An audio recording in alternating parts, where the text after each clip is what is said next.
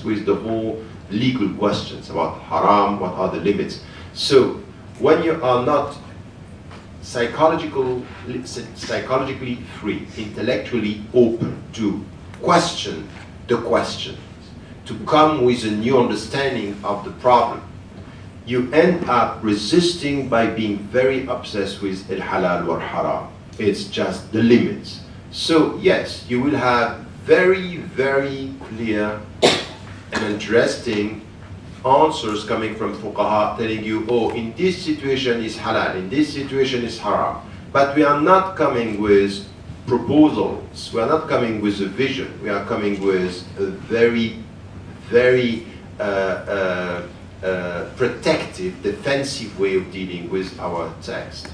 So we end up using the Quran as a text from which we extract rules to protect ourselves, not vision to change the world, which is not the same. You're not, protecting yourself is just accepting that the world is not going to be changed, or we don't have a proposition. Thank you.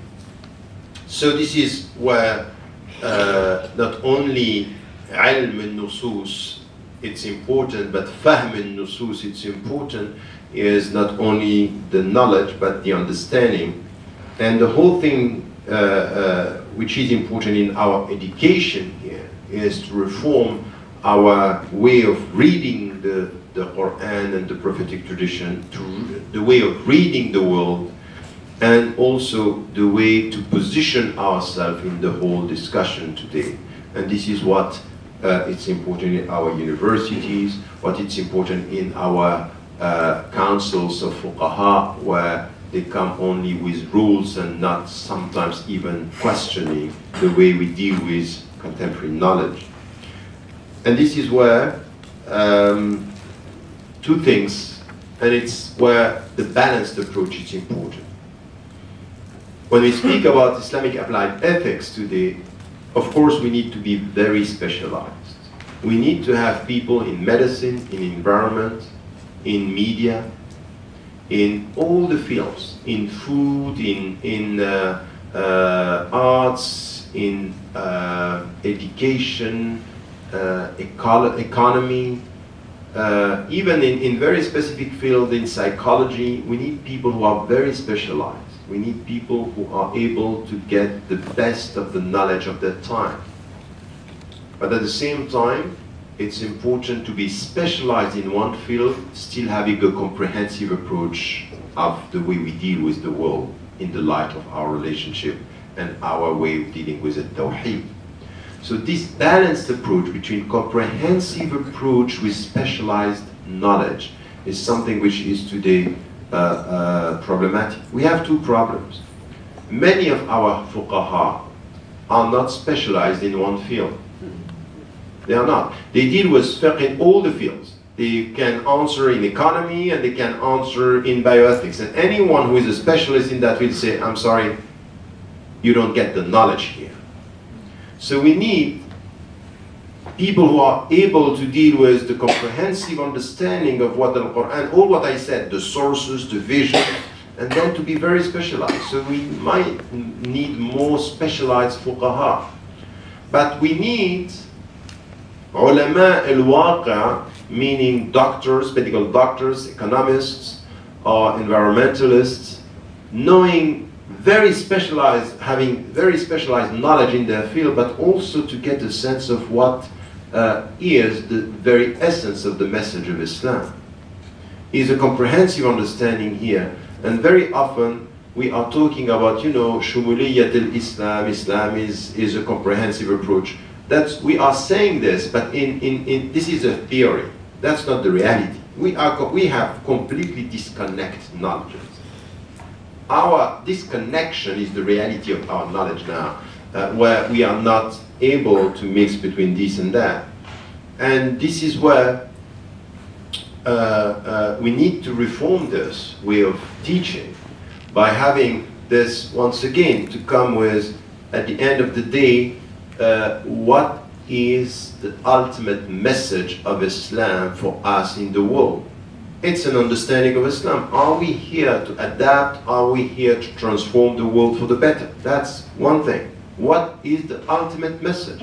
If we are here to transform for the better, you can't only rely on the questions of the dominating civilizations. You need to come with your own questions, your own goals, your own ends, and your own comprehensive approach. In the light of this, you have to deal with to be updated as to the knowledge of your time and dealing with what meaning do you give to this? What are the goals you want to achieve? What are the means you are ready to use? This is where we need this understanding.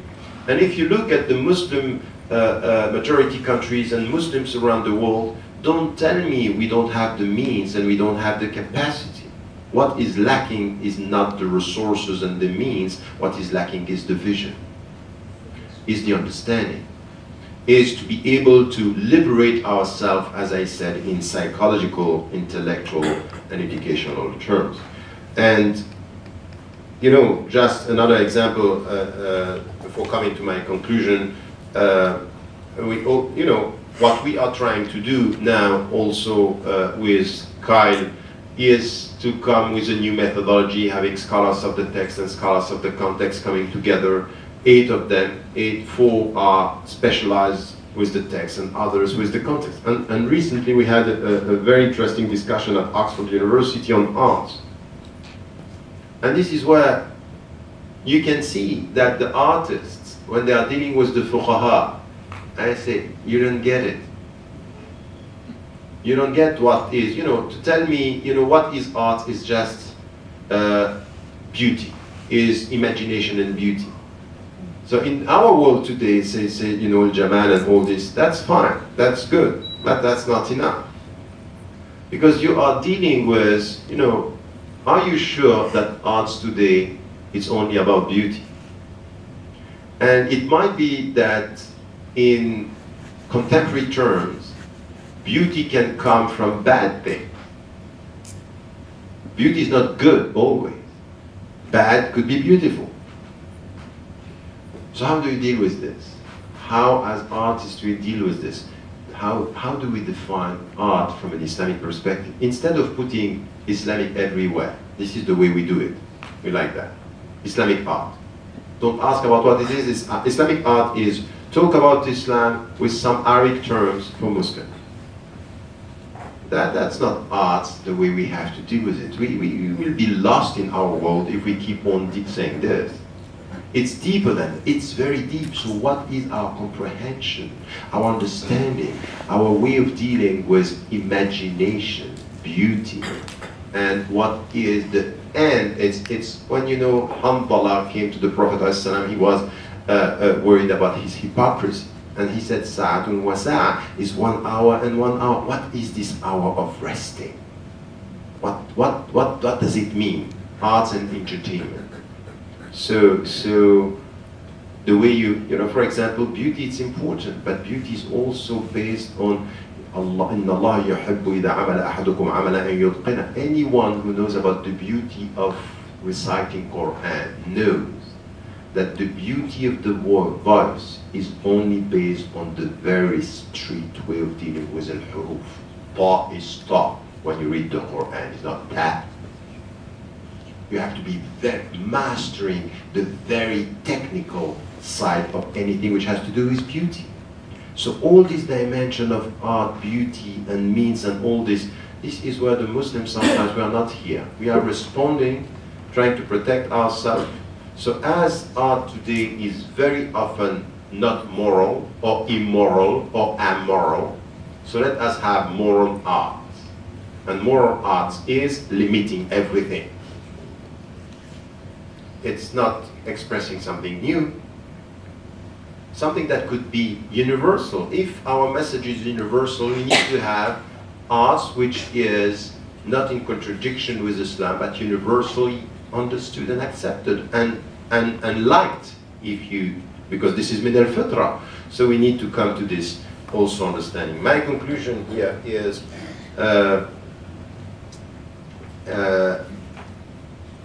when we talk about applied Islamic ethics, and in which way, as I was saying, we need to reform our understanding. As I was just saying, all what I said today is just introductions to all these fields, and then to reform our understanding and our education.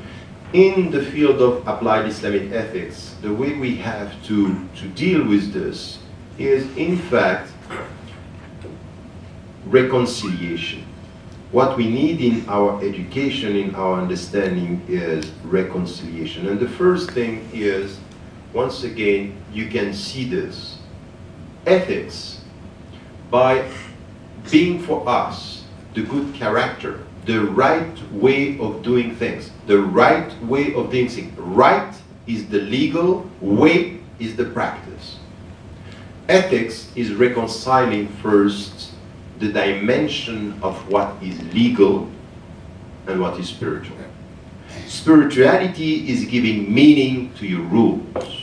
Spirituality is in everything. Anyone who thinks that spirituality is only purifying the heart, no. In fact, in Islam, when it is said, كَمَا أَرْسَلْنَا فِيكُمْ رَسُولًا مِّنْكُمْ يَتْلُ عَلَيْكُمْ آيَاتِنَا وَيُزَكِّيكُم. We sent a messenger he is reciting our verse, لِيُزَكِّيكُم, mean to purify. And here purification is not only the purification of the heart, is purifying everything you do. Zakat is purifying your money. Praying is purifying your heart, and fasting is, everything you do has a purifying dimension. So ethics, when you are a medical doctor and you do it the right way, you are purifying your profession. Teaching, you need purification. And purification is to act in the light of what is good. The right way of doing things in education. The right way of doing things as a medical doctor. So this understanding of applied Islamic ethics is a reconciliation between the legal and the spiritual. And the legal and the spiritual is a reconciliation between the legal and the ethical.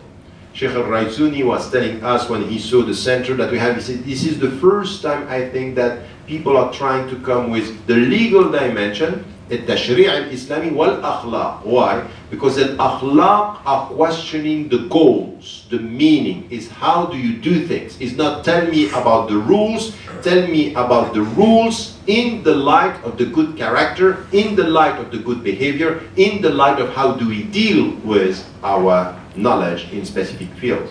So we need this kind of reconciliation. So all the people who today, we have activists after 20 years say, you know what, I have been an activist and there is no spirituality in my life.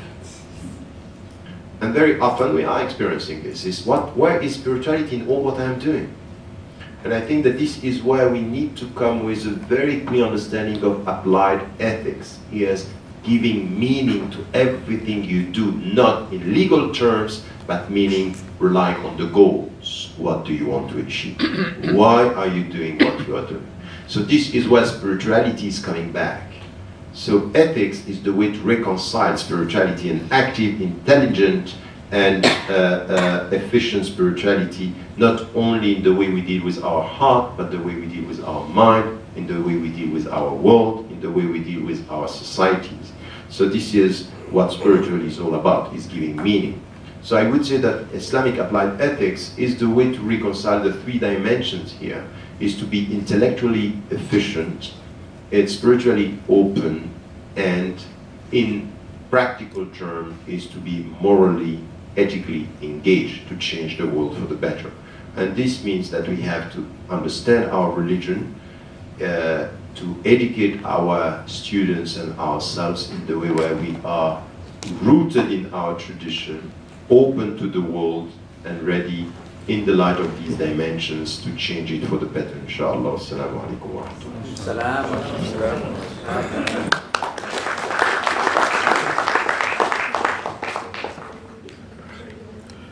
Brothers and sisters, I think you will agree with me that if I describe this guy as the durian of scholars, I'm not very wrong. I wouldn't make an attempt to summarize anything at all. We have just under 15 minutes to make comments and ask questions for him to respond. But please, if you want an opportunity to give a lecture, we will invite you specifically for that. So keep your questions short, please. One point that I took from this is that there is an expression that I got on this ubiquitous Facebook which says, you might hit the target, but miss the point. This is what I think he's talking about. We are hitting the target, but we are missing the point. And it's important that we get the point right as well. Please, Sharifat. Yes, sir. Yeah.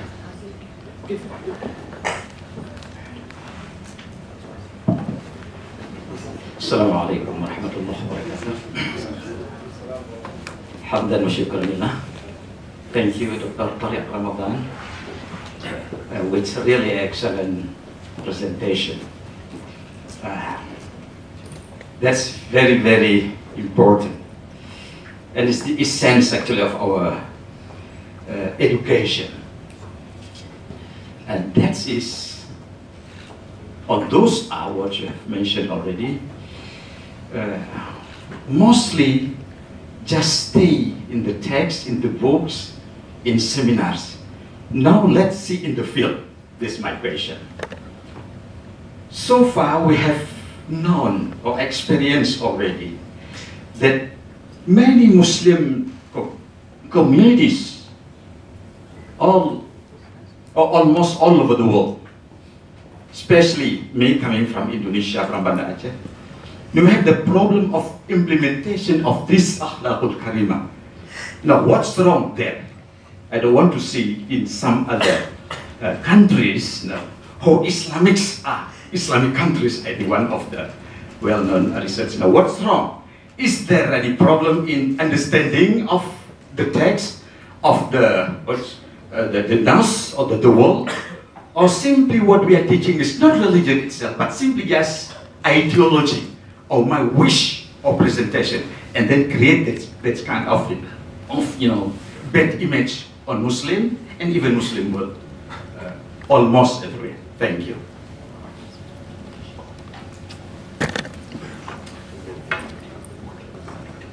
Okay. I think you're touching the main point. What's wrong with having all these theories, good understanding or better understanding, and still it's not efficient? I think that there are three main problems. Mm-hmm. Clearly, in my understanding, what I can see is our understanding of Islam is not a comprehensive and is not a deep understanding. But once again, it's not to be arrogant, and I think we have to be very humble in the way we deal with average Muslims. But why? A very simple religion ends up to be so misunderstood by the believers and sometimes by the scholars. And this is why you have to put things into the context. We are facing a multiple crises as Muslims. One of these crises is very much the relationship with the other, with what we perceive as the dominant. And this is distorting our understanding of Islam because we keep on being reactive. There is a lack of confidence among Muslims. And the lack of confidence as to who we are and what we can provide. We are not contributing, we are resisting. And there is only one side of jihad. Jihad is not resisting only. Jihad is resisting in order to reform. The second side of it is how do we reform.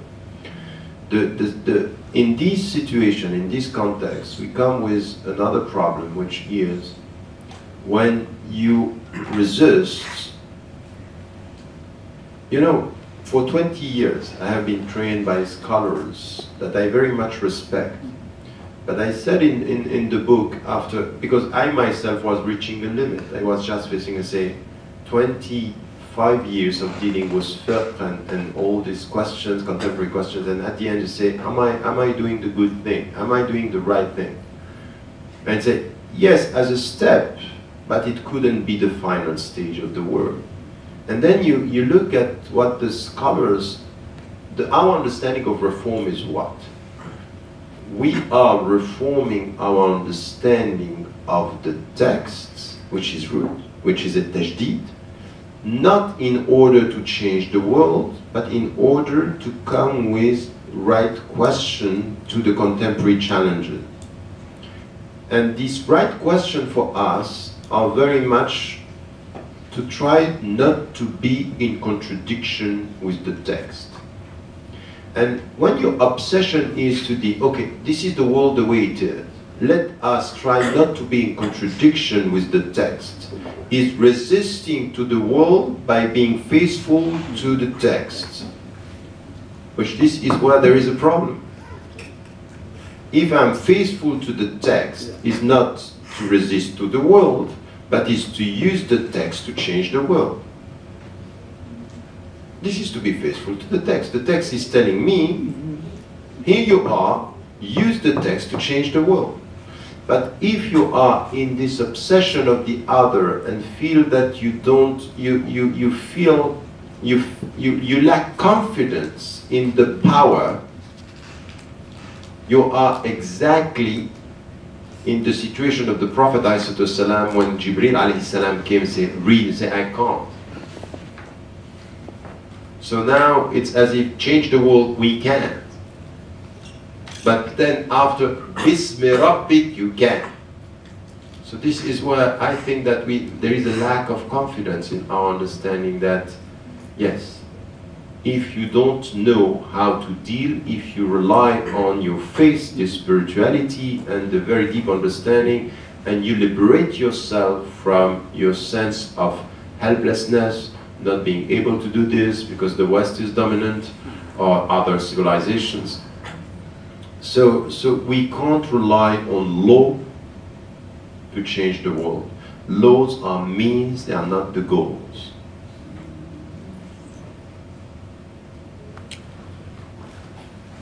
Yes, Brother Hassan.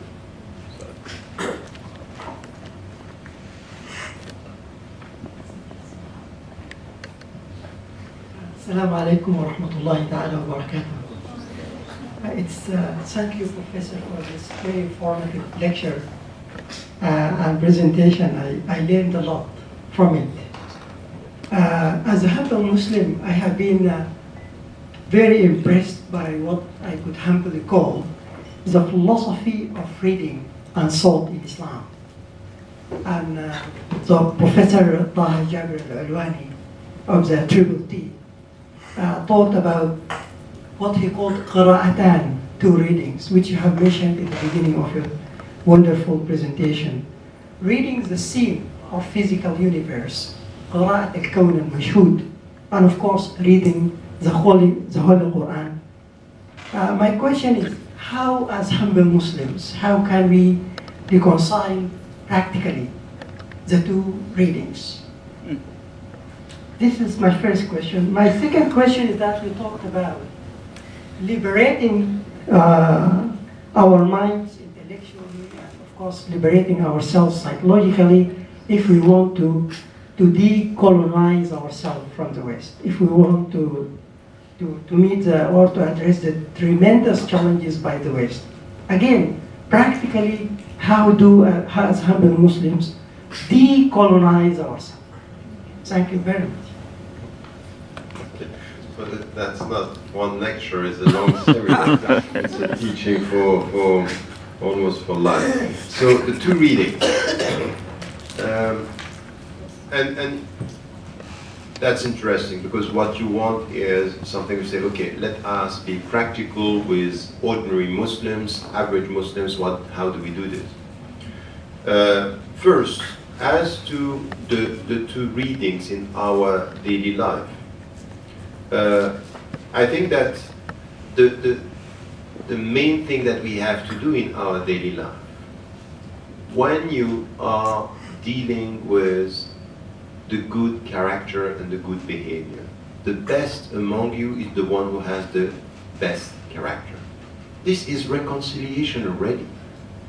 I think that in our daily life, just to understand this verse, الَّذِينَ آمَنُوا وَعَمِلُوا الصَّالِحَاتِ, is the starting point of the two readings. Is the way you deal, but it's a comprehensive approach. It's not only the way you deal with al-ibadat, is the way you eat, the way you drink, the way you serve the people, the way you act with the environment.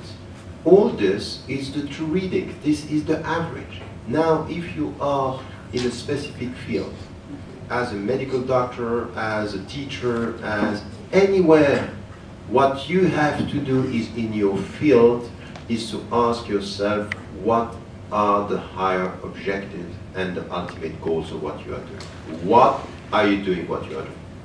And if you teach, then you have to say, why do I teach? So I teach to transmit knowledge, but also an understanding, a behavior, in fact, responsibility. I want my students to be able one day to think without me. So I have to respect this. And this is why you implement this in the light of the objectives. It's in every field, you should come with what are the goals and the ends of what I'm doing. This is active spirituality. So it's very simple, but it's not. It's very simple to say. It's going to be very complicated to, if you want to have a comprehensive, but you don't need a mufti to tell you this. You don't need a mufti. You need to just ask yourself, what are the objectives, the rules, and then to deal with that. And then when you come to decolonizing the West, let me tell you something. Because it's not a competition with the West. Why do I want to decolonize, as you use, colonizing the minds and decolonizing the minds? It's in fact not only for Muslims versus the West. I think that the way you decolonize yourself or your mind from some of the questions and the way they are put in the West is not only good for you, it's good for the West. My point is this one, is I'm a Western Muslim, I live in the West. And my question is not to demonize the West.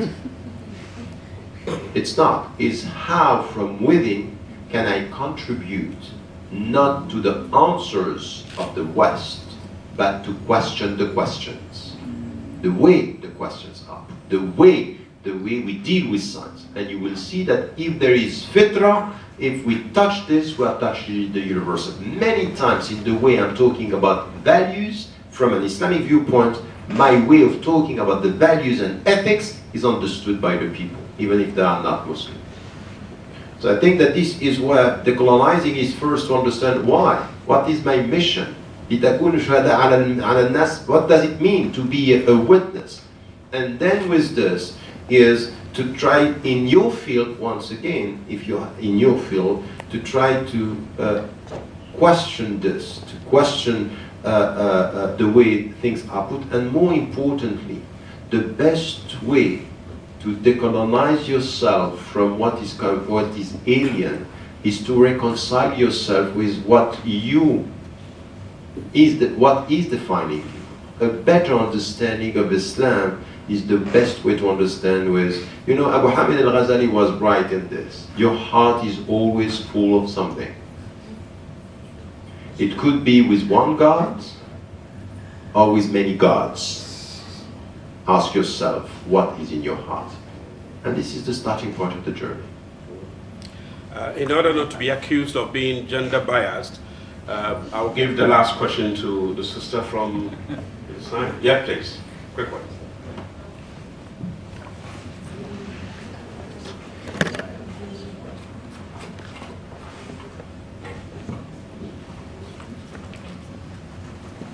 A very quick one, please. Yes, assalamu alaikum. Actually, it's not a question, it's just a small feedback. I'm not academic, I'm from the public, assistant to this conference, and I thank you so much for coming to Brunei. Actually, as you stated in your presentation, that a person who is in a specific field he should be very specified regarding the ethics. And actually, I was very interested in the bioethics because my field is biotechnology and food science and technology. And what I felt, because you were also speaking about the rational and the irrational, and that sometimes our rational stops, but we still feel in our heart, like we say in French, le cœur a ses raisons que la raison ne connaît pas. Say the heart has its reasons that the reason doesn't understand.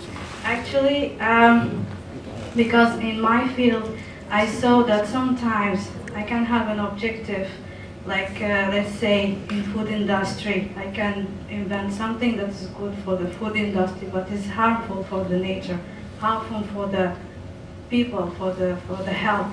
The same, I can do something good in doing energy, but is really destroying all the nature around us. So there is also objective, like beyond the objective, that let's say universal objective or universal object that it will be really good now, but bad. Like we saw the petrol was good for a time, but now we see that how it is harmful. Now in biotechnology, we study how to take out all this harm from the nature because of what happened.